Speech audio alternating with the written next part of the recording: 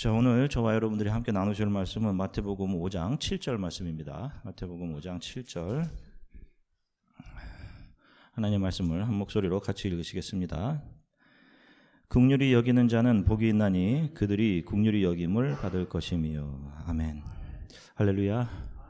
예, 여러분 한 주간 동안 평안들 하셨습니까? 예.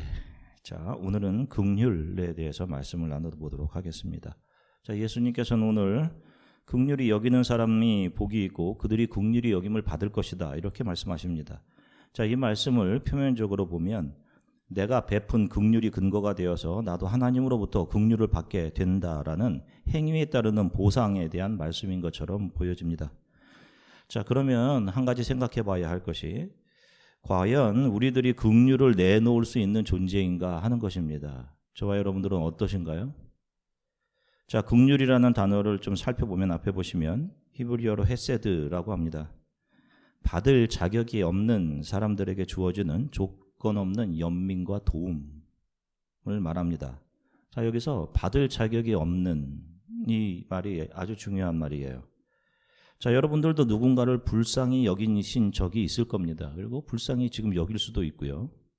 내 자녀가 아파서 일어나지 못할 때, 철없이 행동할 때 불쌍히 여기죠. 내 자녀가 실수해서 돌아왔을 때 겉으로는 혼을 내어도 속으로는 그 자녀를 한없이 불쌍히 여깁니다. 자, 그런데 내 가족이 아닌, 내가 아닌 다른 누군가가 아프면 그게 여러분들의 아픔이 됩니까?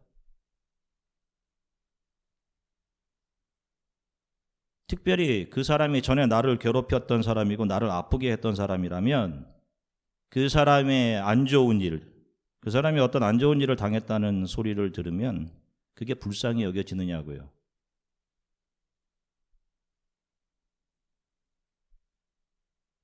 긍휼이라는 단어가 받을 자격이 없는을 전제로 하고 있는 단어인데, 우리가 겉으로는 표현 못해도 누군가 우리를 아프게 했던 사람이 어려운 상황에 처했다는 소리를 들으면 그 인간 못되게 굴더니 벌 받았네. 내 자녀나 자기 자신에게는 긍휼이 적용되지만 다른 사람들에게는 이 긍휼이 잘 적용되지 않습니다. 나를 힘들게 하는 사람들을 피하거나 나의 마음의 문을 닫는 것,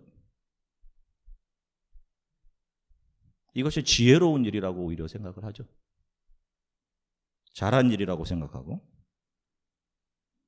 자, 이렇게 본다면 저와 여러분들이 하나님으로부터 긍휼히 여김을 받는다는 것은 불가능한 일입니다. 저와 여러분들에게는 이런 받을 자격이 없는 을 전제로 하는 긍휼이 나올 수 없기 때문입니다. 그래서 이 긍휼 역시 하나님께만 속한 하나님의 성품인 것입니다.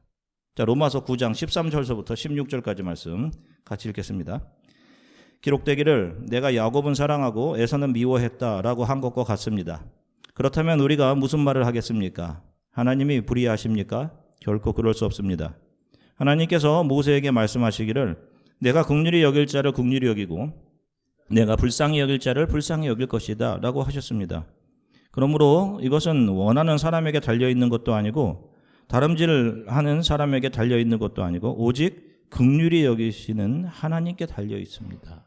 자, 보세요. 성경은 하나님으로부터 긍휼히 여김을 받게 되는 것은 하나님의 일방적인 선택과 은혜로 주어지는 것이지, 인간 너희들이 무엇을 가져와서 너희들이 어떤 노력을 해서 그런 행한 일들에 대한 조건으로 주어지는 것이 아님을 성경은 분명히 하고 있는 겁니다. 자격이 없는 자신에게 주어진 하나님의 긍휼을 아는 사람들이 그의 삶에서 그 자신이 예수 그리스도로부터 받은 긍휼을 조금씩 세상에 비추어 내게 되는 것입니다.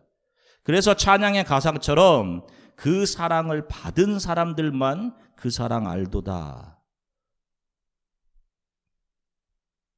이 찬양을 부를 수 있게 되는 거예요. 자격이 없는 자기 자신에게 주어진 하나님의 사랑을 알기 때문에 그들이 감사할 수 있는 것이고, 그 사랑을 받은 사람들이 이전에는 자기 스스로 저 받을 자격이 없는 인간들, 나를 아프게 했던 인간들이라고 규정했던 그 사람들을 긍휼히 여기며 안아주는 예수의 마음으로 변화되어 가는 겁니다. 이게 성화의 과정인 거예요. 성화. 자, 오늘 본문 긍휼히 여기는 자는 복이 있나니에서 긍휼히 여기는 자는 예수 그리스도를 말함과 동시에 예수 그리스도의 긍휼을 통해서 영원한 생명 안으로 들어오게 된 작은 예수들을 가리킵니다. 그래서 복수인 거예요. 그래서 영어로 보면 Blessed are the merciful 이렇게 되어 있는 거예요. are. 예수 그리스도의 긍휼로 교회와 성도들이 이 땅에 태어났습니다. 우리가 이거 거듭났다라고 하지 않습니까? 그리고 교회와 성도들은 자신들이 받은 예수 그리스도의 긍휼을 이 세상에 내어주며 자기 자신과 같은 작은 예수들을 이 세상에 잉태해 가는 것입니다. 이 긍휼을 조금 더 이해하기 위해서 예수님께서 말씀하신 한 비유를 살펴보겠습니다. 누가복음 10장 25절부터 29절까지 말씀입니다. 다시 읽겠습니다. 율법 교사가 일어나 예수를 시험하여 이르되 선생님 내가 무엇을 하여야 영생을 얻으리이까? 예수께서 이르시되 율법에 무엇이라 기록되었으며 내가 어떻게 읽느냐? 대답하여 이르되 내 마음을 다하며 목숨을 다하며 힘을 다하며 뜻을 다하여 주 너희 하나님을 사랑하고 또한 내 이웃을 내 자신과 같이 사랑하라 하였나이다. 예수께서 이르시되 내 대답이 옳도다. 이를 행하라. 그러면 살리라 하시니 그 사람이 자기를 옳게 보이려고 예수께 여짜오되 그러면 내 이웃이 누구이니까? 잘 보시면 한 율법 교사가 예수께 왔는데 그가 예수께 온 목적이 무엇이었냐면 예수께 가르침을 얻기 위해서 온 것이 아니라 그가 예수님을 시험하기 위해서 왔습니다. 그가 예수님께 묻습니다. 내가 어떻게 무엇을 해야 영생을 얻을 수 있습니까? 그때 예수님께서 율법에는 어떻게 기록되어 있느냐? 율법을 먼저 이야기하시죠. 묻자 율법은 자랑스럽게 이 율법사가 자랑스럽게 대답합니다. 주 너희 하나님을 사랑하고 내 이웃을 내 몸과 같이 사랑하라고 하셨습니다. 그때 예수께서 그래 그러면 이를 행하라. 그거 잘 행해 라고 하십니다. 그때 율법사가 자기 자신을 옳게 보이려고 저는 지금까지 내 이웃에 대한 모든 율법적인 이 조항들을 잘 지켰습니다. 나의 모든 이웃에 대한 율법 조항을 잘 지켜왔습니다 라는 의미를 담아서 그러면 도대체 내가 더 사랑해야 할 이웃이 누구입니까? 라고 예수님께 질문합니다. 누가 내 이웃입니까? 이렇게 질문을 해요. 자, 이 질문에 대한 예수님의 대답이 바로 우리가 선한 사마리아인의 비유로 알고 있는 내용들입니다. 많은 분들이 이 비유를 선한 사마리아인처럼 우리도 어려움에 처한 이웃을 잘 도와주자, 우리도 그렇게 하자, 그런 교훈으로 이해를 합니다. 그래서 기독교 구호단체 중에서도 굿 사마리탄이라는 그런 구호단체, non-profit organization도 있어요. 그런데 분명히 말씀드리지만 성경은 어떤 책이에요? 이 세상에서 잘 살아가기 위한 도덕과 교훈을 기록하고 있는 책이 아니라 그 표면이 아니라 그 이면에 영원, 구원에 대한 이야기를 담고 있단 말입니다. 자, 이 비유는 내가 더 사랑해야 할 나의 이웃이 도대체 누구입니까? 라는 율법사의 질문으로부터 시작되고 그에 대한 답으로 주어지는 것입니다. 자, 이 비유에서 거반 죽어 쓰러져 있던 한 사람이 있습니다. 그 사람을 보고 레위인과 제사장이 그냥 지나가죠. 레위인과 제사장이면 예배를 주관하는 프리스트, 종교인이에요. 그런데 그들이 길가에 쓰러져 있는 사람을 보고 그냥 지나쳐갑니다. 그래서 사람들은 이 사람들을 파렴치한 사람들, 겉으로는 거룩해 보이는 척 하지만 실제로는 이웃을 돌보지 않는 이중적인 사람들이라고 생각해요. 그래서 우리는 이렇게 살지 맙시다. 겉과 속이 다른 채로 살지 맙시다. 이 얘기합니다. 여러분, 겉과 속이 다르게 안 살고 계세요? 노력하면 그게 잘 됩니까? 겉과 속이 다른 거? 성경을 잘 보면 하나님 앞에서 제사를 집례하는 이들은 시체를 가까이 해서는 안 되는 사람들이었습니다. 만일 그들이 시체를 만져서 부정하게 된 채로 제사를 드리면 하나님이 그 제사를 받지 않으셔요. 이 길가가 여리고와 예루살렘 사이의 길이거든요. 제사장들이 여리고성에서 머물다가 제사를 드리기 위해 예루살렘으로 올라가는 그런 길입니다. 가다가 시체 같은 걸 만난 거예요. 그 율법의 규정이 그렇습니다. 시체를 만지면 안 되는 거예요. 레위기 22장 3절부터 4절 같이 읽겠습니다. 그들에게 이르라 누구든지 내 자손 중에 대대로 그의 몸이 부정하면서도 이스라엘 자손이 구별하여 여호와께 드리는 성물에 가까이 하는 자는 내 앞에서 끊어지리라. 나는 여호와니라. 아론의 자손 중 나병 환자나 유출병자는 그가 정결하기 전에는 그 성물을 먹지 말 것이요 시체의 부정에 접촉된 자나 설정한 자나. 자 보세요. 제사장 직분을 맡게 되는 레위 자손 중에서는 시체를 만져서 부정하게 된 자가 제사를 집행하게 되면 그 사람은 하나님 앞에서 끊어지게 될 것이다 라는 것이 율법의 규정입니다. 그가 드리는 제사도 하나님이 받지 않으시는 겁니다. 게다가 율법의 규정에 의하면 자기가 알지도 못하고 지은 죄도 죄다라고 명시합니다. 레위기 5장 17절서부터 18절 같이 읽겠습니다. 누구든지 여호와께서 하지 말라고 하신 일을 해서 죄를 지었으면 그가 그 사실을 몰랐다 하더라도 그에게는 허물이 있는 것이니 그는 자기 죄값을 치러야 한다. 그는 제사장에게 내가 정해준 값어치에 허물을 씻는 속건 제물을 가지고 가야 한다. 하면 보세요. 제사장과 레위인이 이거 혹시 시체가 아니고 이거 혹시 살아있는 것은 아닐까? 라고 해서 만졌는데 그게 만일 시체라면 이 사람은 죄를 범하게 되는 겁니다. 죄인이 되는 거예요. 이 규정에 의하면, 이 율법들에 의하면 제사장과 레위인은 시체처럼 죽어있는 사람을 손대고 지나간 일이 잘한 일입니다. 나는 율법에 의해서 잘했는데요 라고 할 수 있는 거예요. 이들은 의로운 일이었습니다. 율법을 잘 지켰으니까. 이 같은 의를 가지고 지금 이 율법사가 예수님 앞에 나온 겁니다. 예수님께서 이 비유에 레위인과 제사장을 등장시키시잖아요. 그 보여주시고자 하는 의도가 있으신 겁니다. 인간들, 너희들이 정의의 잣대로 삼고 있는 그 율법, 그 표면적인 율법, 법, 그걸로는 절대로 너희는 긍휼을 실천할 수 없는 그런 이율 배반적인 존재다라는 모습을 보여주고 있는 겁니다. 여기서 인간은 진정한 긍휼과 사랑을 내놓을 수 없는 존재임을 예수님께서 이렇게 보여주시는 거예요. 예수님 앞에 나와서 자신의 의를 자랑하고 있는 그 율법사의 의라는 것, 지금까지 자신이 이웃을 잘 사랑했다라는 것, 그 인간의 의, 그 의의 실체를 예수님께서 보여주시는 겁니다. 예수를 시험하기 위해 나온 율법사가 자신은 지금까지 모든 이웃에 대한 규정을 잘 지켰다는 자부심을 가지고 예수께 와서 어디 더 없습니까? 내가 사랑해야 할 이웃이 또 누구입니까? 라고 자신의 의를 자랑하듯이 이 사람이 질문한 겁니다. 예수님 앞에. 그런데 이 비유의 결론이 어떻게 나왔는지 보세요. 이스라엘 사람들에게 당시 개나 돼지, 짐승 취급받던 사마리아인이 등장합니다. 이 사람이 강도 만나 쓰러진 사람을 안아서 살려내죠. 자, 지금 그 강도 만난 사람이 누워있는 예루살렘에서 여리고 사이의 길은 유대인들의 길입니다. 사마리아인의 길이 아니에요. 거기 사마리아인이 서 있다는 것 자체가 아주 있을 수 없는 그런 상황 설정입니다. 유대인들은 사마리아인을 아주 경멸했기 때문이에요. 1918년도에 개봉했던 그린북이라는 영화가 있습니다. 기회가 되시면 한번 꼭 보시면 좋은 영화인 것 같아요. 1900년대 초기를 배경으로 했던 영화예요. 한 유명한 흑인 뮤지션과 흑인 피아니스트와 그의 공연길을 동행하며 운전했던 백인 운전사 간의 제도와 인종을 넘어선 우정을 다룬 그런 영화입니다. 이 흑인 피아니스트가 당시 아주 유명한 사람이었거든요. 그를 초청합니다. 근데 그를 그 초청한 호텔에서 그가 흑인이라는 이유로 백인들이 음식점에 들어가지 못합니다. 들어가려고 하다가 조롱을 당해요. 자기네들이 초청을 해놓고. 자, 당시 사마리아인들의 모습이 이러했습니다.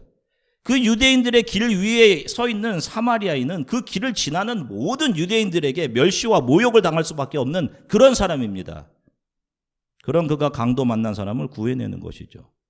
자, 이 사마리아인은 누구를 이야기하는 걸까요? 너희들도 이같이 되라, 이 사람처럼 잘해라, 이거 이야기하는 걸까요? 이사야 53장 2절부터 3절 같이 읽겠습니다. 그는 주 앞에서 자라나기를 연한 순 같고 마른 땅에서 나온 뿌리 같아서 고운 모양도 없고 풍채도 없은즉 우리가 보기에 흠모할 만한 아름다운 것이 없도다. 그는 멸시를 받아 사람들에게 버림받았으며 강고를 많이 겪었으며 질고를 아는 자라. 마치 사람들이 그에게서 얼굴을 가리는 것 같이 멸시를 당하였고 우리도 그를 귀히 여기지 아니하였도다. 그렇죠? 인생에서 모든 것을 다 줄 것처럼 달콤하게 사람을 속였던 사탄이라는 강도를 만나서 한 사람이 인생의 길 위에 거반 죽어서 쓰러져 있습니다.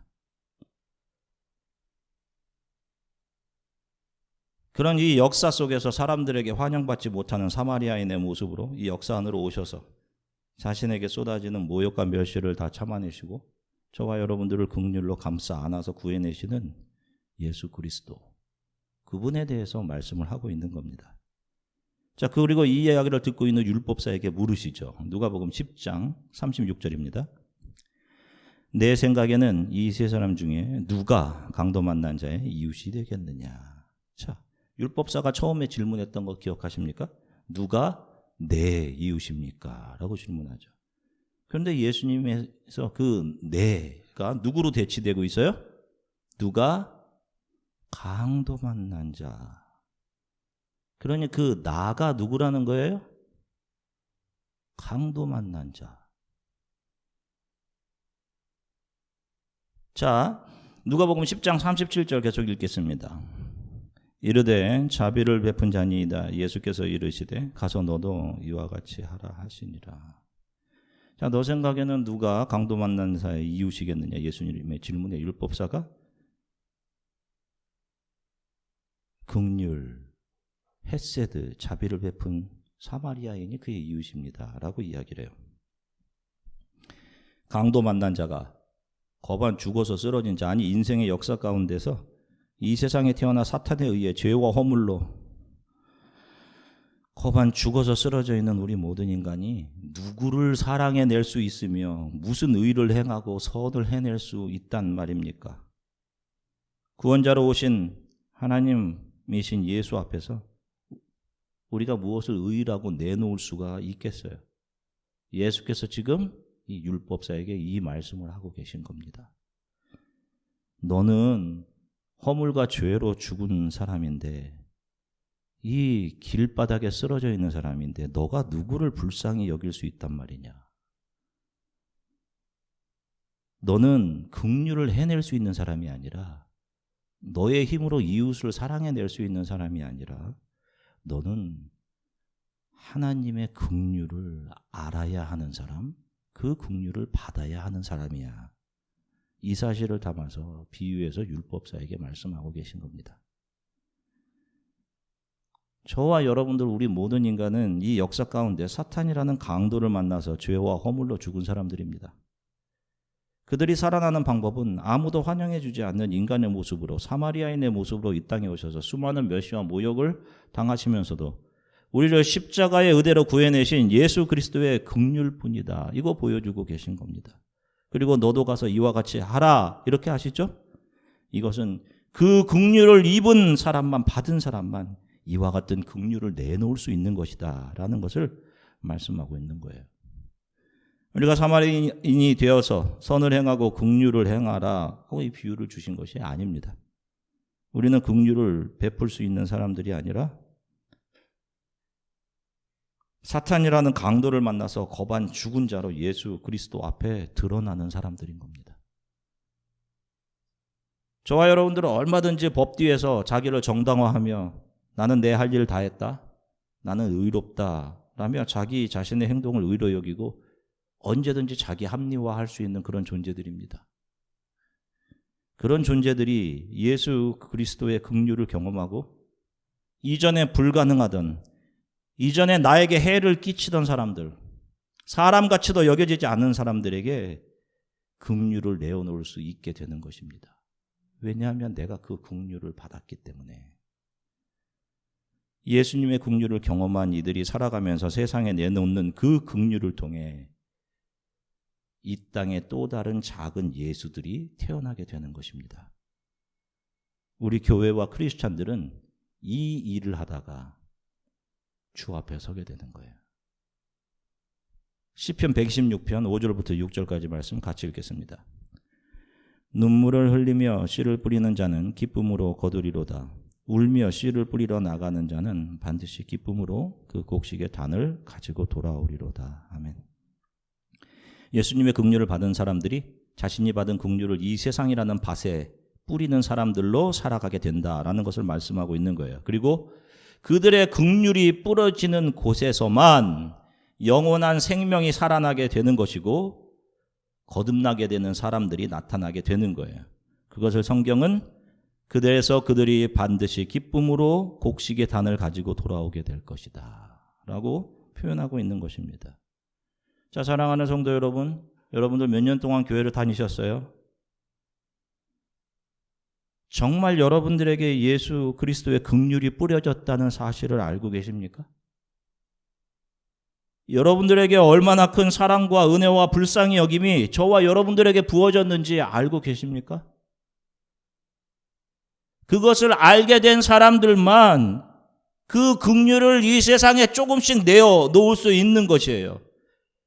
그들이 자신에게 부어진 그 예수 그리스도의 긍휼을 통해서 그들이 하나님의 자녀가 되어 영원한 하나님의 나라로 들어가게 되는 것입니다. 나를 힘들게 하고 나를 아프게 했던 이들이 조금이라도 긍휼이 여겨진다면 여러분들이 예수 그리스도의 긍휼을 입은 사람이 분명한 거예요. 속으로는 미워지는데 주님 그래도 불쌍히 여겨주십시오. 저 같은 사람도 주님께서 긍휼히 여겨주셨는데 이런 기도가 나오면 여러분들이 그리스도의 긍휼을 입은 사람이 맞는 거예요. 그 사람과 긍휼을 모르는 사람은 늘 자기중심적일 수밖에 없는 겁니다. 그래서 늘 자기가 옳을 수밖에 없는 것이고 다른 사람은 옳지 않으며 불쌍히 여기는 것? 아니 그거는 다른 사람이 받을 게 아니라 내가 받아야 하는 것이다. 내가 가장 불쌍한 사람이다 여기며 살아갈 수밖에 없는 거예요, 여러분. 그런 사람에게 어떻게 예수 그리스도의 긍휼이 나올 수 있겠습니까?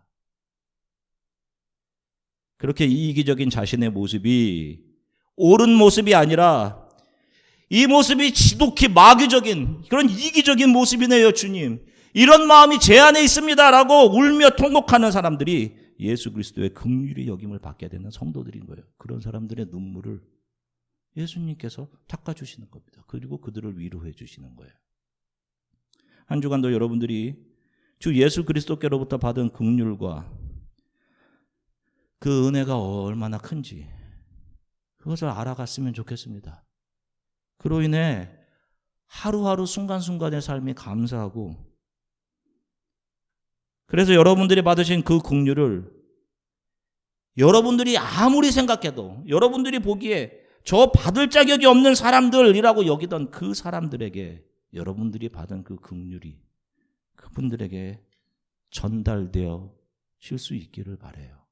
여러분들 그런 삶을 살아가십시오, 여러분. 그래서 이 신앙의 길이 십자가의 길이라고 이야기하는 겁니다, 여러분. 우리의 육체적으로는 싫죠. 내가 자존심이 있는데 왜 내가 이거 해야 되는 겁니까? 하는 것이죠. 여러분들의 긍휼을 통해 이 주위에 많은 다른 이들이 예수 그리스도의 긍휼과 십자가의 은혜를 알게 되어 영원한 생명을 얻게 될 수 있기를 주 예수 그리스도의 이름으로 간절히 축원합니다. 같이 기도하겠습니다. 함께 기도했으면 좋겠습니다. 저와 여러분들에게 얼마나 하나님의 큰 긍휼과 사랑이 부어졌는지 그것을 기록하고 있는 것이 성경입니다. 성경. 너 이렇게 열심히 해라. 너네 이거 안 가지고 오면 너네 지옥 보낸다. 그런 게 아니에요. 우리가 하나님을 향해 원수짓 할 때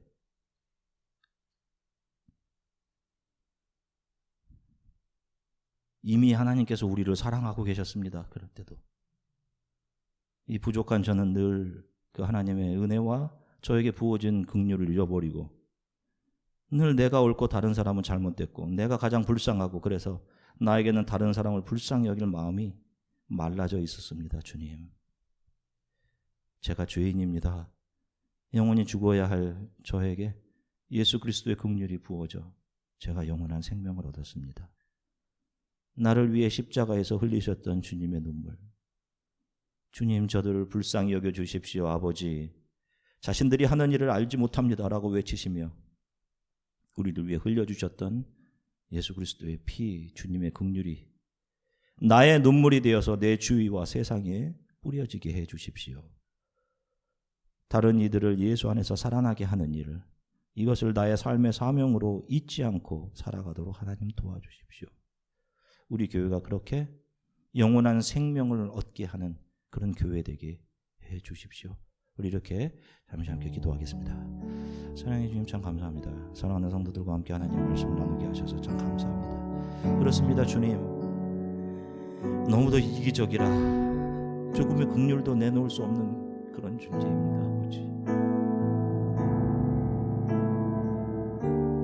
늘 내가 옳고 다른 사람을 무시하고